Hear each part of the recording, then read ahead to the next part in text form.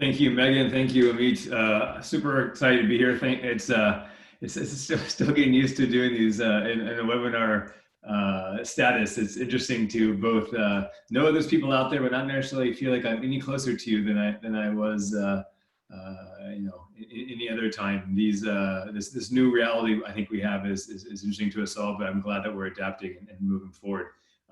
Just by looking through as you can through the participants, looks like we have a fantastic audience today.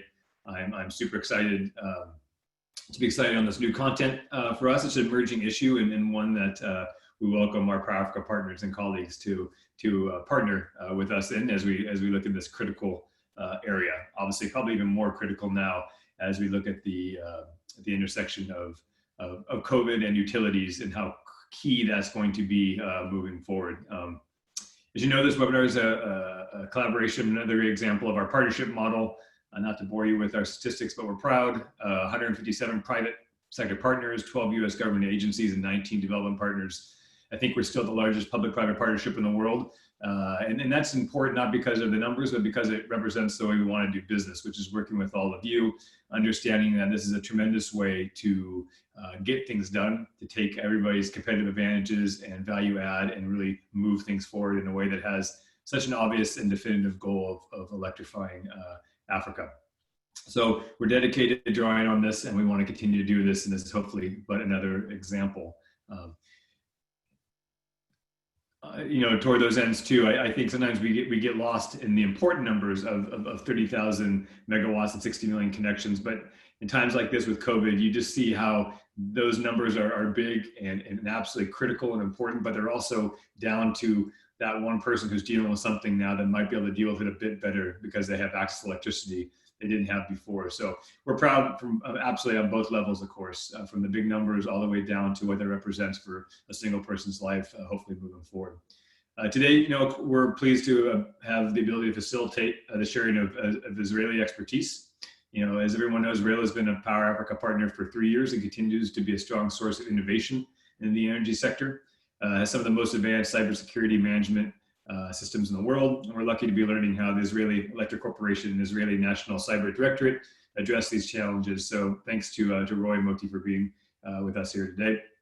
I'm also excited to share some examples of US innovation and expertise on cybersecurity management. Thank you for joining us, Mark Child, and for sharing your experiences with the audience today. And thanks to the USEA, United States Energy Agency, co-sponsored this event, for making the introduction to him later, and of course to our colleagues in our own USAID E3 Bureau for their continued collaboration with PowerAfrica. As in with most major organizations, we have a number of spots that hit energy in our agency, and E3 has been a long trusted partner to help us do that. This webinar is also an opportunity to learn about potential threats, of course, to energy infrastructure and how to mitigate them proactively, which we all know is absolutely critical. You want to be on the front side of fighting threats and hopefully eliminating them.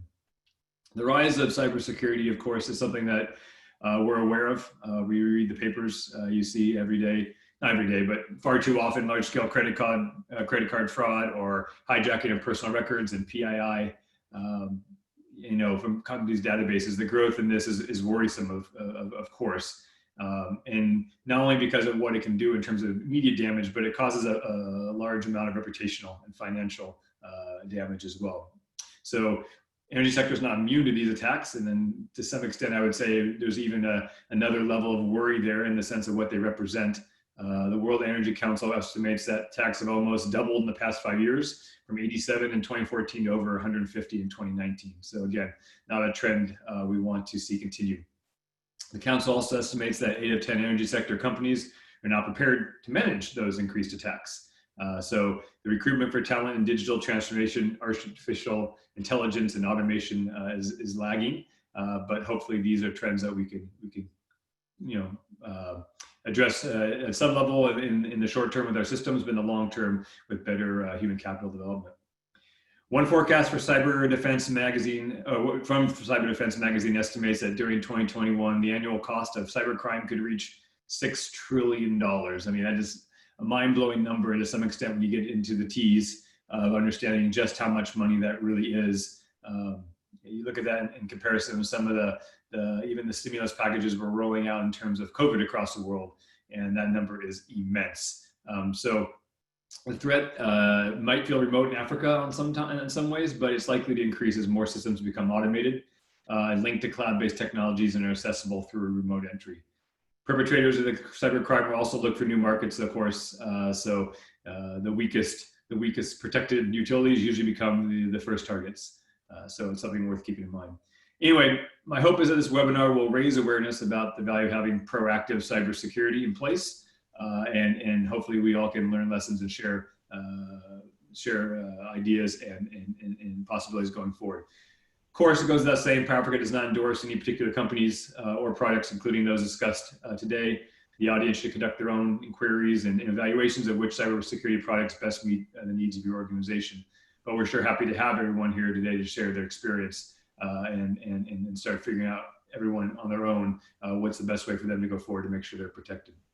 On a parting note, I just want to acknowledge, of course, that we are living in strange times. It's difficult. I came through that comment through the back door when I started by saying it's sure strange to be sitting up here on my virtual podium giving you remarks through the screen.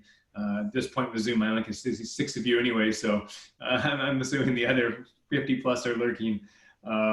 But I think it just, for me, doubles down on how important it is not only to share information and work together toward any singular goal, but this one is the one that our team sure takes solace on, knowing that as the world emerges from COVID, responds to and recovers from, that energy is going to be right in the mix of everything that happens, whether it's figuring out a new energy system to work a telemedicine clinic in rural somewhere, or it's powering a school, or it's letting the lights stay on at home, or it's telecommunications being powered, or the more obvious, making sure healthcare clinics have the ability to address this. So we're excited to make sure that at all facets of what we're doing, we continue. The continuity is important, that we had strong goals and important goals coming into this pandemic, and they remain.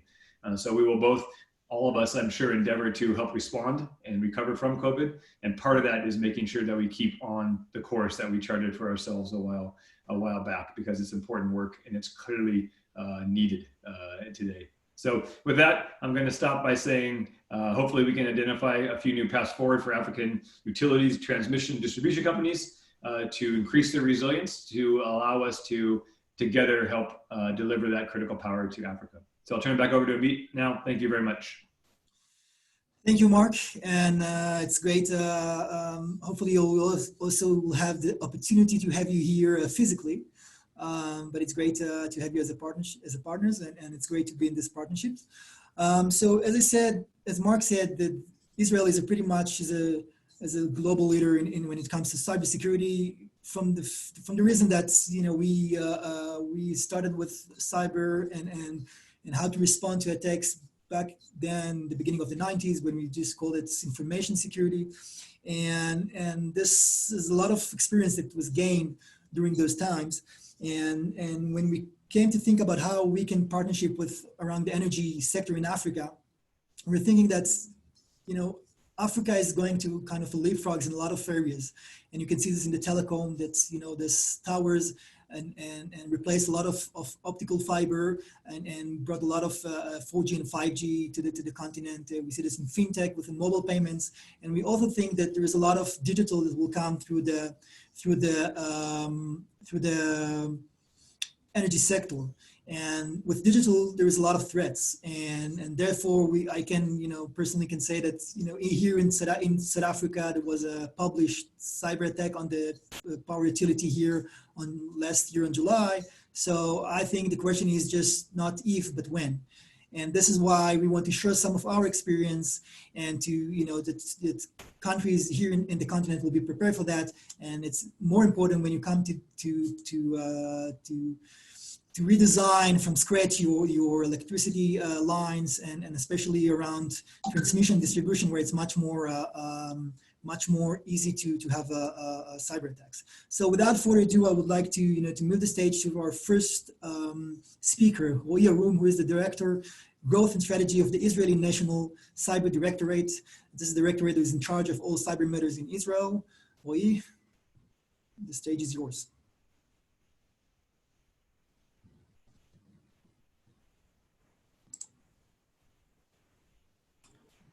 Thank you very much, Amit. Good afternoon. Good morning, everybody. Pleasure to be here. I just load my presentation. I hope everyone can see it. So, my name is Amit Said Izroi Arom, and I'm the Director of Economy and Growth at the Strategy Division of the INCD, the Israeli National Cyber Directorate. And today, I'll speak briefly. I'll first describe who we are, what we do, and then I'll touch upon how the Israeli government on the national level is dealing with the protection of critical infrastructure and a prime example of it being energy sector operators first and foremost. So the Israeli National Cyber Directorate is the lead civilian agency in Israel, government agency, responsible for protecting cyberspace. And we have a dual mission. First and foremost, ensuring a safe and durable cybersphere and maintaining Israel's posture in a wide sense in the international arena. Part of this is the reason why it's important for us to cultivate international collaboration with countries all around the world, as malware which hits Latin America or North America in the morning will reach us later the day at noon. Our scope of responsibility is actually somewhat unique. It's very broad relative to the scope of responsibility of the typical cyber agency in the world. We are both the regulator of critical infrastructure and the wider Israeli economy in cyber. We are actually responsible operationally for the protection of the entire civilian cyberspace, from the man in the street until all the way through the critical infrastructure. So basically the entire civilian cyberspace. You can see on the left what is outside of our scope of responsibility, the defense apparatus and the police and cybercrime and all things related to that. So we are the regulator of critical infrastructure, vital assets and sectors, and this will be the core of my talk later, how we deal with them. Our strategy in a broad generic way is divided to three layers. Primary and first and foremost, the robustness layer, in which we aspire to maintain and elevate the level of cybersecurity maturity of all entities in the Israeli cyberspace economy. We like thinking of an analogy to washing your hands. We would like to make sure that as little number of cyber attacks manages to get through the perimeter of all organizations. So this layer of activity, we give guidelines, we do training, increase human manpower in quality and quantity. We conduct national exercises and sectoral exercises. We raise awareness. This is all routine activities before an event occurs. The second layer is the systemic resilience layer, in which we concentrate all our efforts after an event happens. And eventually events happen and will happen regardless of how robust an organization might be. So in this layer, we gather intelligence. We have incident response teams on a national level. We operate the national CERT and sectoral security operations centers, I'll discuss later. And we exchange information, all functions which are real time and related to the dealing with an event and immunizing from attacks and recovering from attacks. The third and final layer is the defense layer, in which we proactively deal with sophisticated attackers in their own backyards, as to say. So what's our intervention strategy when we touch upon and deal with the wider economy organizations, be they private or public or otherwise? We divide the organizations in our economy to 4 groups. And the critical information infrastructure as the thinnest, boutique-sized group of a few dozens organizations, because a cyber attack on them poses such an immense risk to the public interest, and I'll expand upon it shortly. They are given the most of our attention, resources, and we regulate them directly. We guide them directly. We have a few people here at the INCD in charge of every organization we consider critical. This is unlike, let's take the energy sector, for example. In Israel, you have one large electricity operator, the IEC, which we'll talk later, and they are considered a critical infrastructure in the sector, in the energy sector. But we have also other private energy operators, and they are considered an A group. A cyber attack on them, a successful cyber attack on them, causes a major impact, but it's not as severe as an hit on the IEC. So they will be given generic binding regulations through the Ministry of Energy. But regarding the IEC, it's a very intimate, highly, with a lot of resources and directly guided by us.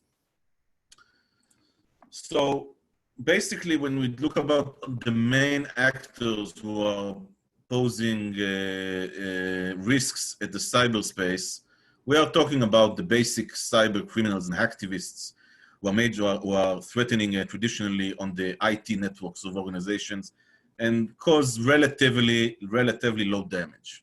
Now in Israel, we, for the last 20 years, have been looking at the higher end of threats, at threats coming from enemies, nation states who are enemies of the state of Israel, guerrilla and terrorist organizations. And from their point of view, from this attack vector, there are much more serious threats which can hit the operational networks of critical infrastructure and cause massive damage, economic and even lives. And the events of the previous years and even last week in Israel and the region are testament that this trend is only getting more and more serious as time passes on. Now, the trend we are always preparing for is the fact that the threat curve is always shifting to the right. Threats which were considered more complex and not and being not relevant to critical infrastructures because only nation states could utilize the technology needed to attack them. These technologies and weapons and tools constantly proliferates to sub-state actors, terrorists, and even common criminals. So as the time goes on, we'll see more complex attacks getting more and more common. And this is an important lesson to learn and prepare for. Even if today it seems that a certain country doesn't need to worry because it doesn't have sophisticated nation-grade enemies, this will change. Basically, specifically the way we in Israel we identify critical infrastructure is we have a few indicators. Critical infrastructure in Israel, as I said, is a very boutique and closed club. We're talking about organizations on which an attack can cause immense financial damage, immense loss of lives, a major disruption to the function of the economy. And the energy sector was perceived from the get-go to be a focal point in this regard. This is one of the first sectors every country needs to take care of when we talk about cybersecurity. The other counterpart being maybe the financial sector. But the energy sector was always at the focus of attention, and therefore the IEC has a lot of experience dealing with cybersecurity. Now, this is an important, another unique aspect, I believe, of the Israeli way we do things. CII, Critical Infrastructure Government Relations in Israel, is very intimate and a PPP approach. Yes, we guide them, we give them mandatory instructions regarding the way they need to protect themselves. But the relationship is much more diverse and rich. We have constant knowledge sharing mechanisms with our critical infrastructures. We give them technical assistance and advice regarding new computing architecture they implement. We offer them and try defining with them new solutions, technological solutions for arising challenges. We deal with the manpower they need. We provide training.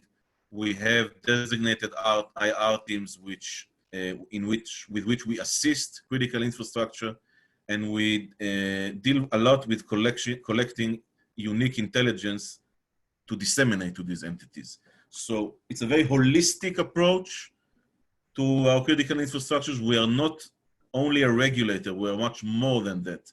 It's a very intimate partnership. This is how the Israeli model works. The defense methodology itself, which is a classified version of our more generic cyber defense methodology find online, I believe what's unique about it is that it looks from the perspective of the opponent. It's not a generic scheme in which you analyze risks. It's scenario-based in a sense. It involves understanding the threats specifically targeted at your company because of the environment you reside in, running scenarios and preparing for attack vectors for the perspective of the attacker. This is something which is relatively unique to the Israeli approach. Another thing which I believe is not unique, but something we must all take care of is the supply chain issue. One of the most vulnerable, one of the weaknesses of large critical infrastructure operators is the supply chain. Is the fact that they bring in equipment from other suppliers, they hand out data, they receive outside technical assistance from various suppliers, and these too need to be attended with. They need to be compliant to specific guidelines which we provide, evidence-based. This is something very important not to miss, taking care of your supply chain regarding cybersecurity. Now, this is until now I spoke about the robustness layer, the resilience layer. When something happens, another important aspect of our policy is that our national CERT, our national operational institution, is very closely connected with our sectoral stock. Our national CERT, responsible for the incident response and intelligence dissemination for the entire country, houses within itself specialized sectoral security operations centers of critical sectors. The first one, I believe, which was implemented was the Energy Security Operations Center. And these entities, the national CERT and the sectoral security operations center, are in constant dialogue. They are physically adjacent, and they are able to cooperate on routine level and when an emergency happens. Of course, the principles of cybersecurity management, we have a very wide ecosystem which needs to be tightly managed and in order for it to run well when emergency hits, it needs to be well drilled, well exercised, and have very foundational theoretical methodologies in place. It involves state agencies and all entities in the sectors and the CERT. And it's important to build such a national scheme and run it through exercise and make sure it runs well. I'll sum up with a few points. We believe in the centralized approach in Israel. We are a small country and our critical infrastructures are few. We like to keep them close. We like to take an holistic treatment of our critical infrastructures, very intimate relationship. It's a boutique lab. It doesn't always suit countries which critical infrastructures are more diversified, such as maybe the United States. But if you have one major state-owned critical infrastructure in a sector, maybe that's the correct approach for you too. Supply chain risks, very important to note. Prepare for high-grade threats, even though you think they are not relevant today or yesterday, they are coming fast. Make sure you have a very robust information sharing network at place for you to get to know when the attack is coming as fast as possible, and take care of the human factor. None of this is worth anything if your critical infrastructures don't have the manpower with the necessary quality and quantity to be able to operate this entire array. So one of the first things you need to make sure is that you have enough cyber specialists.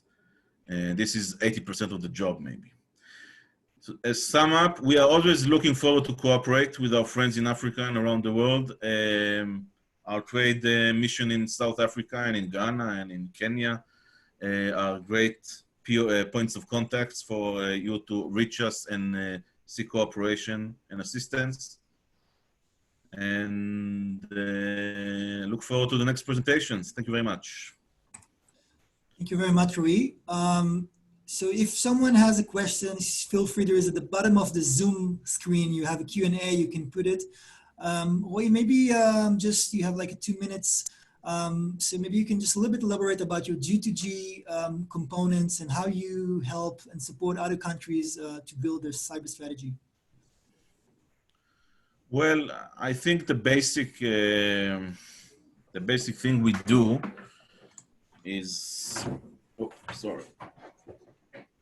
the basic thing we do is, have constant dialogues and CERT-to-CERT relations, and we exchange information, and the countries can approach us when they are getting attacked, and maybe we can help if we if, for some example, our intelligence or our operational actors happen to have information regarding this incident. CERT-to-CERT relations are the basic tool.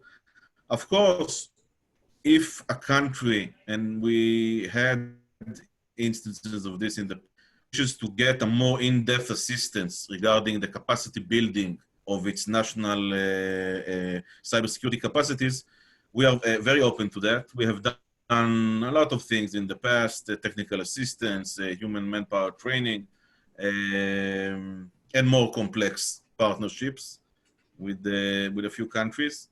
And it's no one size fits all. I mean, if there's a country who wishes for us to assist her, I suggest picking up the phone or the Zoom app, and let's hear how we can help.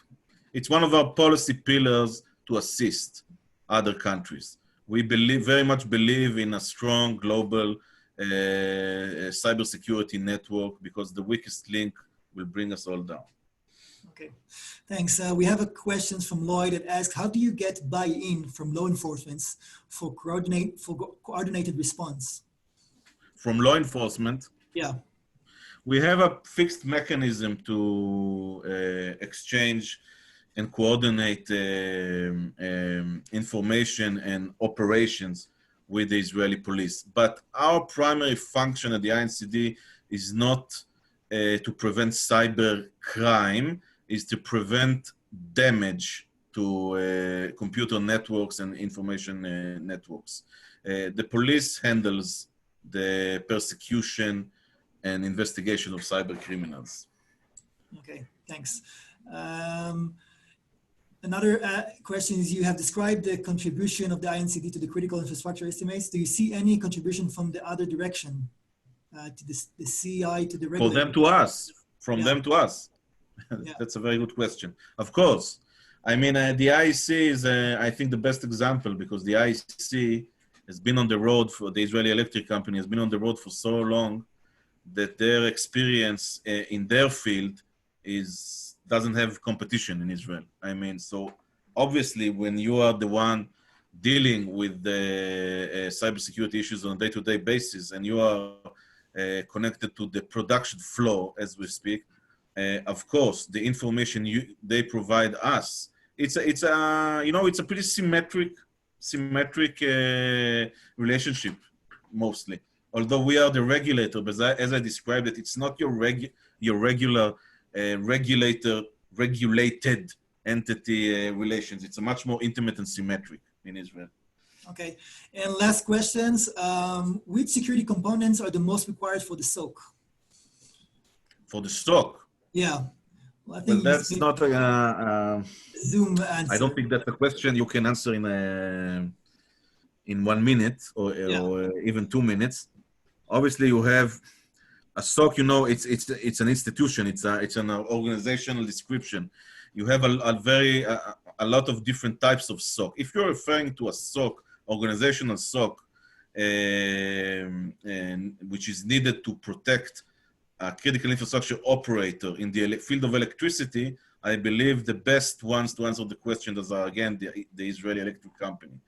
If we are looking, we in Israel have also the concept of sectoral SOCs. SOCs who are in charge of protecting whole sectors. So it's a completely different array of abilities and technologies. But I believe the best ones who can teach us about organizational SOCs are the organizations themselves. Okay, thank you very much, Ray. Anyone who has additional questions can send it in private, and we will reply. And anyway, we will provide the details after the presentation. So I would like to move to our next speaker, Mark Child, who is the Information Security Program Manager at Great River Energy in Minnesota, US. The stage is yours, Mark.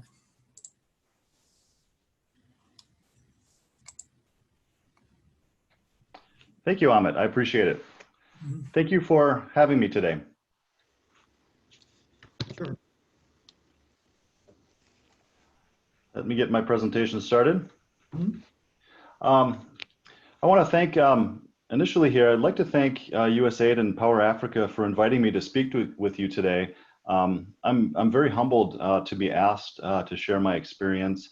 As you'll see in a moment, I am a simple cybersecurity expert working for a small utility in the United States.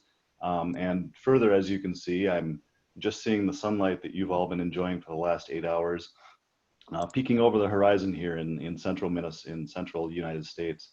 Great River Energy is only a very small part of the power grid here in the United States. And the scope of my presentation today is really how to make an effective cybersecurity program out of very basic components and keeping it simple.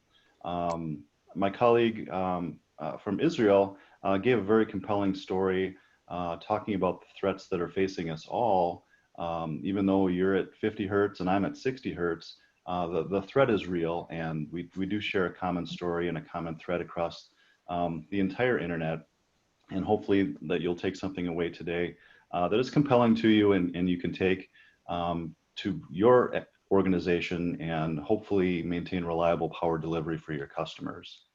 And that is really what I'm hoping you'll take away today.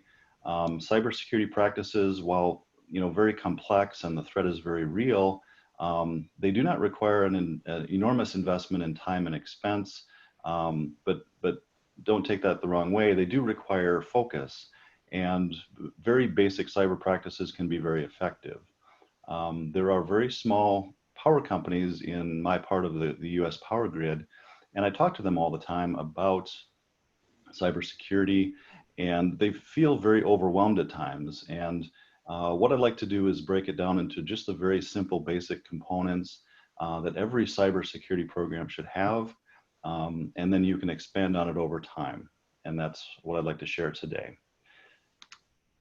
So a little bit about me. I live in central United States, North Central. Attended Mark, the just a University of second. Minnesota. We don't see your screen. So if you can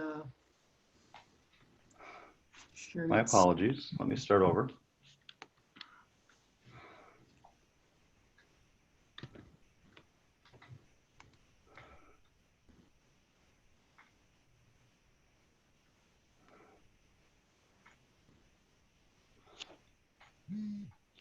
Okay. That's Thank good. you. Just put it on, yeah. That was a Zoom failure on my part. We don't use this platform very much. Okay, so my first slide. This is about me. I have been in cybersecurity for 23 years in different roles, but 14 years with a power company. My role at my organization has more to do with policy and governance, procedures, compliance to cybersecurity regulations, and more importantly, developing that roadmap for security improvements at my organization. At my disposal, we have 2 security engineers and 2 security analysts, and that makes up the entirety of our cybersecurity staff at Great River Energy. As I mentioned, we're located in north central Minnesota, or north central United States, across 2 states. Our headquarters are in Minnesota. That's where the primary customer load exists. Our transmission and distribution system exists here. We've got about 8,000 kilometers of transmission, nearly all of it at the 69 kV level. We have most of our baseload generation in the state of North Dakota. We burn a lot of lignite coal, and most of that energy is transmitted to Minnesota for the load using a high voltage direct current system, about 400 or 640 kilometers, as you can see, operating at plus minus 400 kilovolt. It's a very enormous and complex system. Our generation is distributed across the 2 states, as I mentioned. Our load is located in Minnesota primarily. Our service territory is rural. I estimate about 10 customers per kilometer, about average. And that is distributed through 75 transmission stations and about 600 distribution substations. Many of them, and most of them, are very remote within the state of Minnesota. Very wooded territory in this part of the country. And they are all connected, however, via high-speed fiber, wireless, and other transmission, TCP to all of them. And lastly, before I move on to the good stuff, these are our customers. We're considered a cooperative, meaning that we transmit and generate electricity, G&T, and we serve 28 distribution cooperatives within the state of Minnesota here. And they in turn sell the power to roughly 700,000 customers within the state here. For the type of company that we are, we're considered large. However, as a business and as an electricity company, compared to others around the United States, we're actually very small. So getting into my case study here, cybersecurity for small utilities. As you can see, and as we all know, the challenges with a smaller organization having to do with limited staff and expertise. In rural areas, at least in my part of the world, expertise is very hard to find. And we tend to try to train people to do cybersecurity in addition to their regular job. You might be even a general manager of a utility. You might be an operations person or an operator even that is given the responsibility for doing cybersecurity, and that is often a challenge. Cyber assets, as I mentioned, can be far removed from your office, as we all know, and they're often replaced only when they fail. So there's a lot of old equipment out in the field serving electricity just fine, but present challenges from a cybersecurity perspective. You do, however, have some advantages as a smaller utility, at least in my opinion. The fact that your cybersecurity is a very visible issue around the world tends to make for an easy justification when you do ask your management for either funds or additional staff. Cybersecurity is something that is well understood at the leadership level. Small utilities can also have the latitude to have creative solutions where a larger company that is heavily regulated may be restricted in the number of solutions or type of solutions they can use.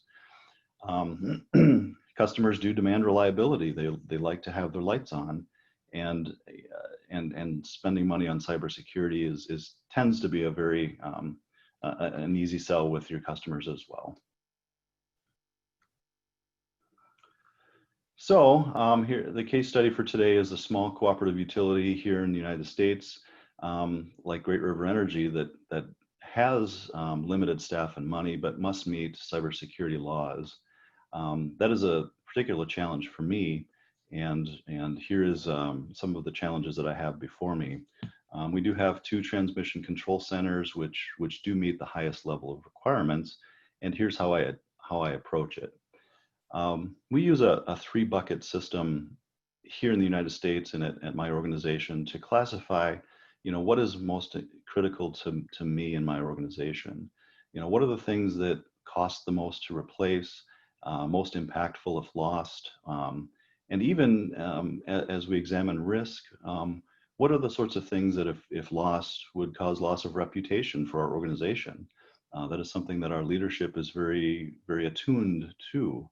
And we need to make sure that we're prioritizing first based on the things that we can get done quickly, and then go for longer term investment for those things that are a little more difficult or challenging and perhaps even less impactful. So that is, very much the prioritization method that I employ at my organization.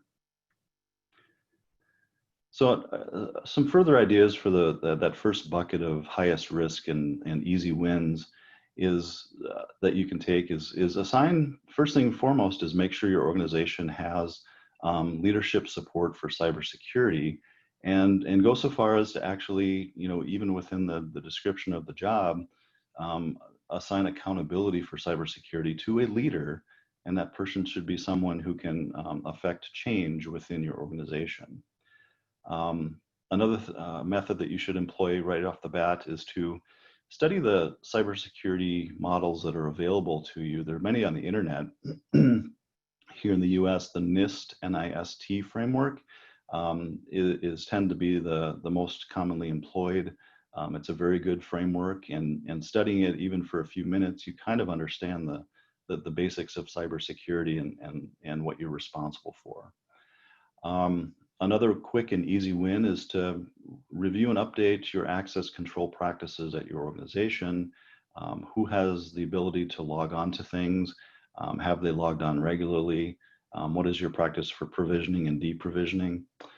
And then go through and do a password change. That is, something that I'm finding when I visit our smaller customer utilities, that is something they don't do very often or have never done. They keep lists of passwords on a piece of paper in someone's desk, and they're never changed, and they're given to new employees as they come on board, and they're never changed when folks leave the organization. That is a really quick and simple thing that you can institute right away. And lastly, the human element. This is something that can't be stressed enough. That is the vector for the biggest vulnerabilities today. We all know about phishing and ransomware. But the attackers have learned, as Roy has mentioned, they're attacking not the technology, but the people. And that is something that security awareness program should address pretty effectively. So moving on from the basics, step 2 is establishing protection and detection methodology at your organization. Your goal there is to find and fix gaps. This is at a technical level within your networks. Remote access is very key and is going to be the vector for attack, and something that you should know about. Do you have network diagrams? Do you have the ability to locate essential systems and isolate them from the non-essential systems? That is a key network defense approach that is very effective. You hear the term air gap is something that you can strive for, but in practice is very hard to perhaps put into place for various operational reasons. And then put in some intrusion detection strategies to make sure that if you are attacked, you have the ability to know about it and react to it. Even if you're not actively preventing it with an intrusion prevention technology, intrusion detection will at least get you started.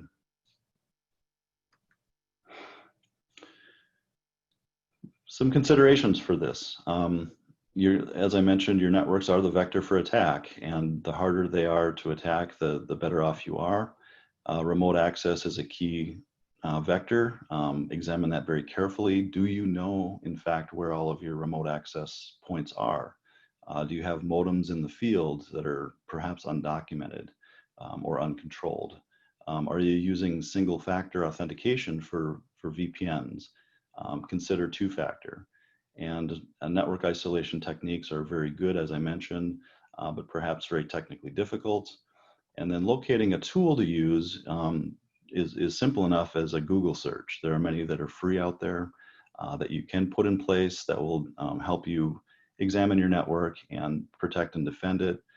Personally, we've had great success with Security Onion, and that is something that you can download off the internet and use at your organization. So step 3 in your program is all about vulnerability management. And this one I can't stress enough as being one of the basics that people fail at most often. When you hear about the big cyber attacks in the world, very often and most often you hear that the attackers came through on an unpatched system. Patching and scanning are 2 core capabilities of a cyber defense program that will get you a very long way in protecting your network. It sounds simple to do, it's very difficult in practice. Patching and scanning systems has very real operational risks. We found that doing some scanning against older technologies will cause them to reset or brick, and those are not the sorts of things you want for a reliable network. The patching is something that can happen perhaps during off seasons when your peak loads are lower. We found that to be an effective mitigation for the risk and something that you should consider as well. And lastly, threat management. This is less of a technical control and more of a discipline.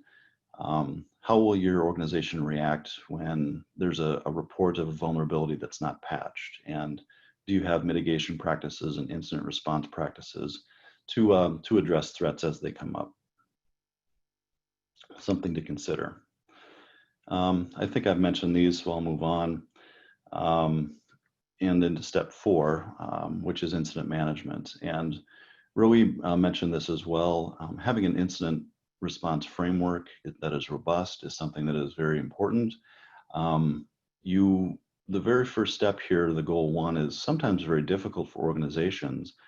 There used to be a mindset that you should be 100% defensible, and that any breach is a failure on your part. I think leaders are, and perhaps boards of directors are getting the point that nothing is 100% defensible.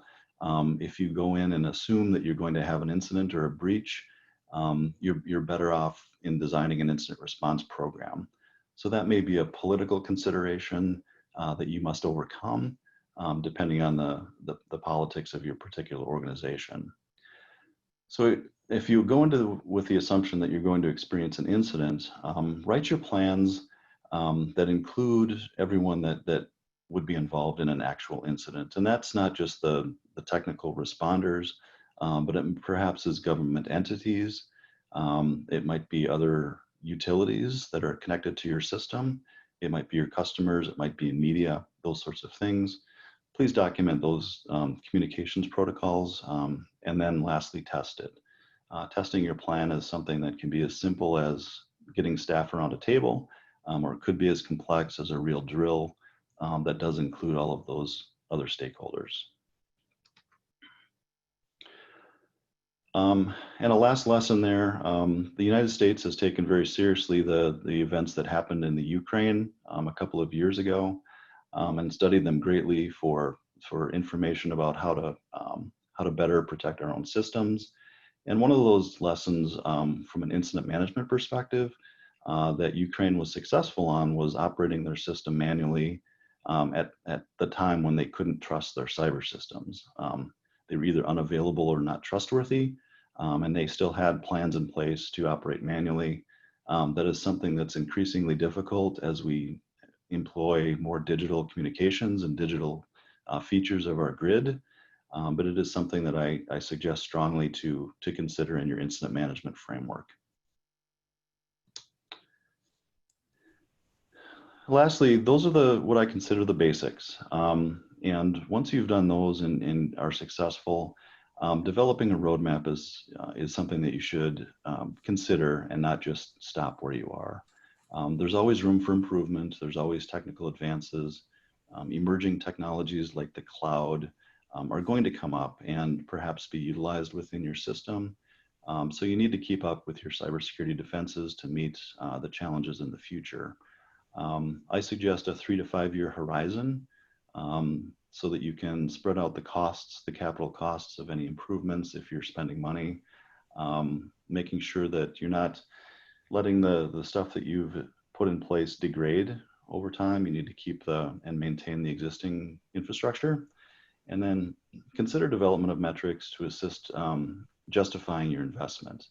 That is another thing that stakeholders and owners tend to appreciate, is the fact that you're proving that you're effective, and it makes it easier to request funding. And lastly, before I end here, I do this. I like to speak to folks about cybersecurity and assist with others, especially as they begin their journey. But do that and pay it forward as well, and share what you've learned. Incident details, sharing incidents with others is a very, very effective way. We tend to be not competitive in utilities. So utility to utility information sharing is very effective. Here in the US, we have information sharing and analysis centers, and there are various CERT type organizations around the world. Roy mentioned, the Israeli Electric and the Cyber Directorate as an example of an information sharing organization as well. Continue learning, continue sharing, and with that, I will solicit for questions.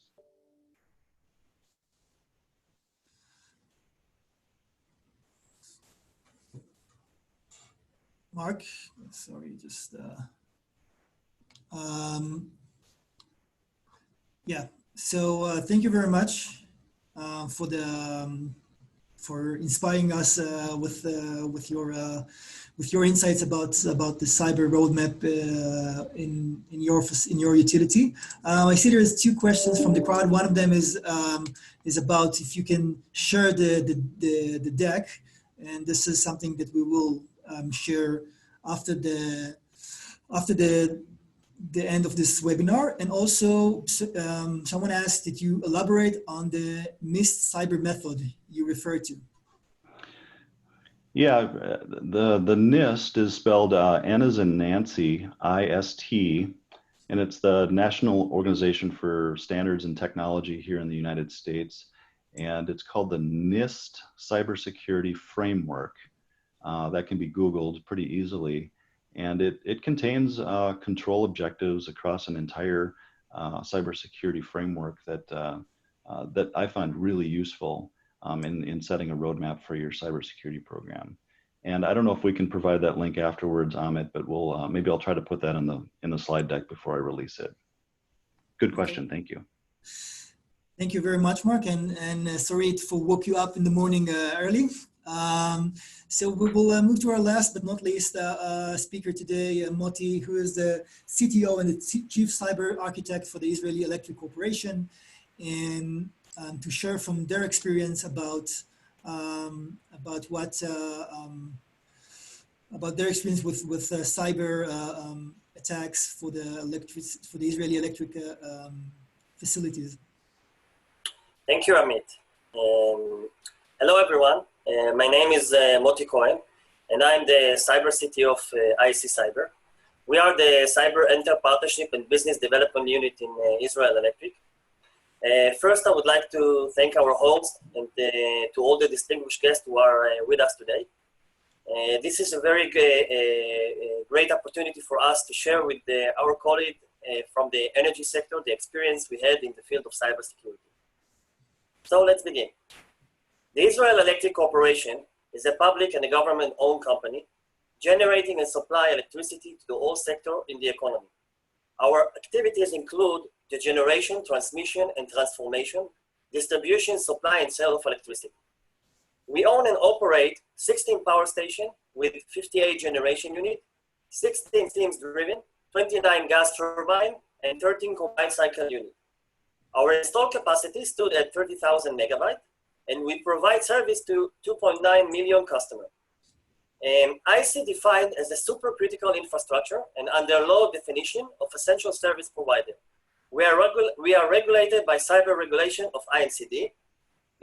Basically, IC has more than 30 regulator, but we consider one of them as a very close partner, as Roy mentioned in this presentation. We consider ICD as a partner and not only a regulator. IC Cyber, we are the Cyber Enter Partnership and Business Development Unit at Israel Electric. We collected our 25 years of cyber battle experience inside practical tools and packed them into unique cyber defense and resilience game-changing suite. Few words about myself. I'm 45 years old, married, +2. I am in the field of cybersecurity more than 23 years. In my previous role at IC, I was the head of IC Cyber Fusion Center. Israel Electric faces both physical and cyber attack on a daily basis. These threats, whether from countries, activists, hackers, or criminal organizations, poses a considerable challenge to all aspects of the company's activities. Experience at Israel Electric has resulted in the creation of a unique defense methodology in composing both physical and cyber security. So let's talk about cyber challenges in utilities complex system, IT and OT. For example, let's take simple component like a substation. Usually they are multi-age mixed. We can see 3 different generations: relay-based, hardwired and analog, legacy-based, central PLC, Modbus, and serial communication, and modern, based on 61850 protocol, modern devices with IP connectivity, central LAN, and remote maintainability. In the scale of vulnerabilities, attack points against multi-age mixed substation, we can see that on the relay-based substation, we can find tens of vulnerabilities and attack points. On the legacy-based substation, we can find few hundreds of vulnerabilities and attack points. And on the modern substation, we can find hundreds to thousands of vulnerabilities and attack points. The first cyber use case I would like to show you, it's on a substation. In this demo, we will execute a cyber attack against a backup diesel generator. This attack is on a rotor split protection system. The industrial protocol that will be used is SIP, and the target will be the generator that supplies the substation. And by changing the protection set point, we will be able to speed up the rotor and vibration. This will result in rotation will go up, the vibration will go up, and the operators will see nothing. I hope you enjoy.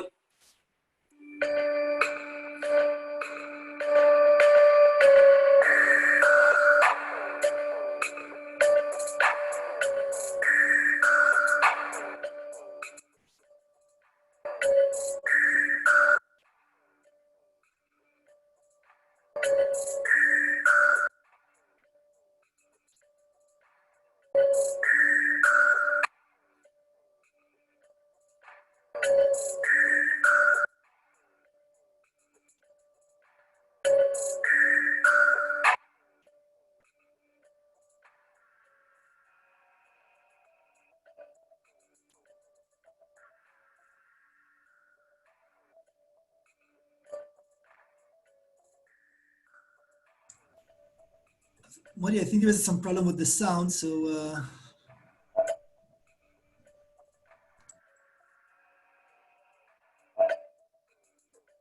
if you can just describe what we're seeing. Yeah, sure. Here you can see now that the attacker has three phases. There is a penetration, and the next one is the R poisoning in order to do a man in the middle between the operators and between the generator. And once the attacker gain access and become a man in the middle, then he can do fake data to the PLC. And by that, you can change the set point on the generator. And by doing that, the rotation will go up, the vibration will go up, and after that, also the generation can go malfunction, and they maybe also can explode. So, how can we emulate, simulate, and test and validate this kind of cyber attack in a real-time environment? The electric power grid is evolving quickly with the introduction of new intelligent technologies which will improve its efficiency and performance. However, these technologies have the potential to make the grid more vulnerable to cyber attack, which has motivated a new set of standards. When we look at OT cybersecurity, we often think only on malicious attack, but we need to see it also as a potential accidental flaw in the system. Israel Electric has developed a platform that simulates cyber attack and verify robustness testing for industrial control system. In the platform, we can mount and load industrial control process-based architecture in a closed and controlled logical environment. We can run a series of robustness tests based on loading attack scenarios and execution of offensive methods and tactics in closed and controlled environment against ICS system. We can identify and recommend process and methods to protect and strengthen the resilience of the CI model that is being tested. We can perform a periodic validation after the deficiency found in the testing process, and we can develop and export cyber controls to detect advanced cyber attacks on ICS system. The second cyber use case against substation that I would like to share with you is if we look at the modern substation, based on the IEC 61850 protocol, we will find central LAN that connecting all devices and IDs. And probably we will find also a remote access maintainability. So can we attack a substation to cause a wide outage? The answer is yes. For example, by creating 3 power islands that become unsynchronized, to monitor the status of a substation, 16 relays, we need to connect a VM instance of an HMI to a near real-time simulator. Then we can execute a relay attack via a crafted DNP3 packet to control the substation relay. Then the substation will become unsynchronized. IC Stardiness validation platform have more than 100 ICS cyber attack scenarios, and our red team keep updating and developing them on a regular basis. Each attack scenario can consist of individual attack with a combination of dozens of cyber attack. Every industrial module tested in the platform is being tested against those cyber attack scenarios. And we always in Israel Electric say, we protect the line. Thank you very much, and I will be happy to answer any question you might have. Thank you very much, Moti. It was enlightening. We have a few questions. I don't know if you can, we will answer for all of them, but let's try. First question is, what makes unique spatial consideration cybersecurity in utility from the companies that uses IT?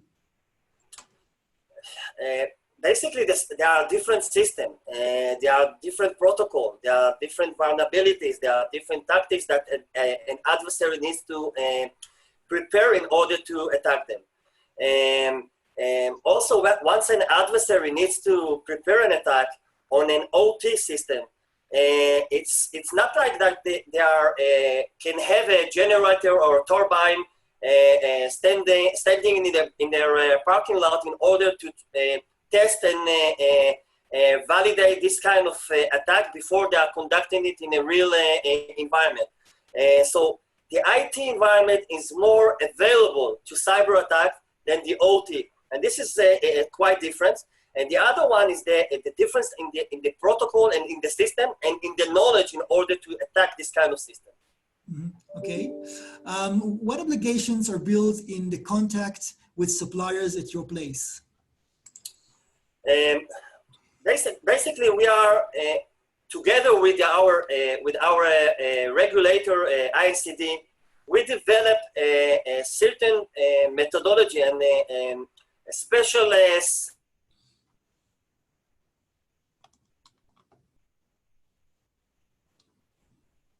asking from our suppliers and through the supply chain. We have different security measures that we are putting inside tenders. We have requirements that we are sending to suppliers in order to for them to be vetted and complied with our requirement before there can be some kind of supply in our chain. Okay, and last questions about the budgeting. Who is in charge of the budget of the cybersecurity? Is the line of department who support the network, or it's someone else?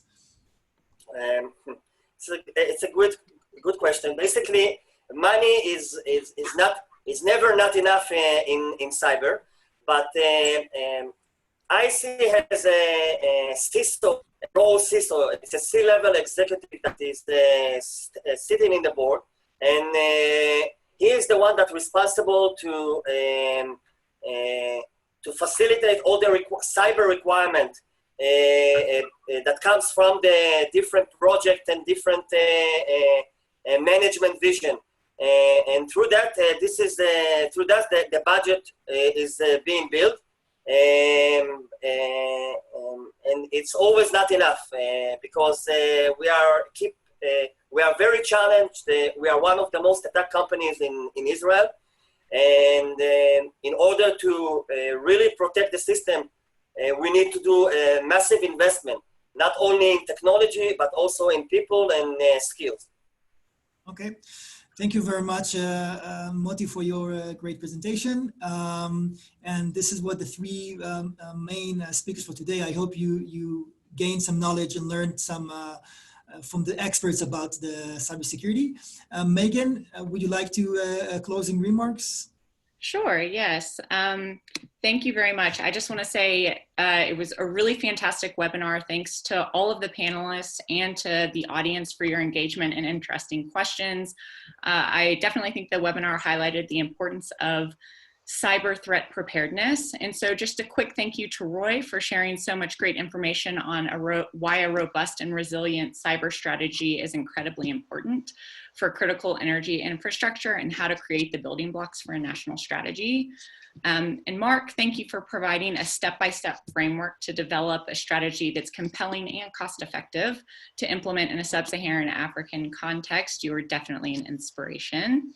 And then Moti, finally, thank you for the visualization of a cyber attack on energy infrastructure through your simulation. It was great to learn directly from Israeli Electric's clear experience in implementing a coherent cyber attack prevention strategy. And then, of course, last but not least, Amit, the Israeli Trade Mission, thank you so much for partnering with Power Africa to host this webinar. I think it was a really great success.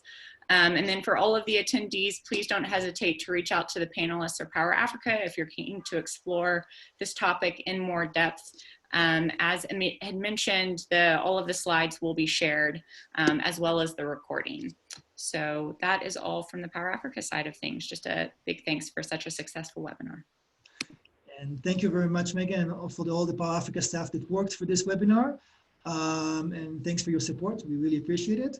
And so as Megan said, we will send all presentations and webinars and hope to see you in our next events. Thank you very much. Bye-bye.